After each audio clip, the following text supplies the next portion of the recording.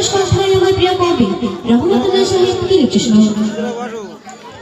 যেদিন আসবে সেই কবর আর হাসর মিজান, যেদিন আসবে সেই কবর আর হাসর মিজান, তোমার সুপারিশ ছাড়া যে নাই পরিত্রাণ, তোমার সুপারিশ ছাড়া যে নাই পরিত্রাণ। যেদিন আসবে সেই কবর আর হাসর মিজান, তোমার সুপারিশ ছাড়া যে নাই পরিত্রাণ, তোমার সুপারিশ ছাড়া যে নাই পরিত্রাণ। তোমার ওসিলায় পার হবে রহমাতুল্লাহ, তোমার ওসিলায় পার হবে রহমাতুল্লাহ।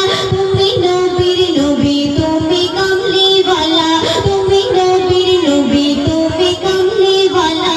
তুমি নূরে খোদা, তুমি নূরুল আলা, তুমি নূরে খোদা, তুমি নূরুল আলা। তুমি নবীর নবী, তুমি কামলিওয়ালা, তুমি নবীর নবী, তুমি কামলিওয়ালা। সারা জগৎ তোমারি নূরে উজালা, সারা জগৎ তোমারি নূরে উজালা। তুমি নবীর নবী, তুমি কামলিওয়ালা, তুমি নবীর নবী, তুমি কামলিওয়ালা। তুমি নবীর নবী, তুমি কামলিওয়ালা, তুমি নবীর নবী, তুমি কামলিওয়ালা।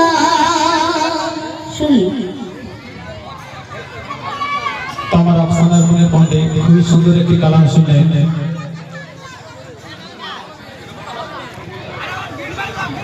তো আপনারা কেউ গন্ডগোল করবেন না, ধীর ভাবে বসুন। এবারে মিমতাজ পারভিন আপনাদেরকে গজল পরিবেশন করে শোনাবেন। তার আগে একটু ছোট্ট করে কালাম পরিবেশন করছি, তাহলে একটু প্রেসার দেবেন, ঠিক আছে? দেখুন, আল্লাহ পাক এই দুনিয়াতে বহু নবী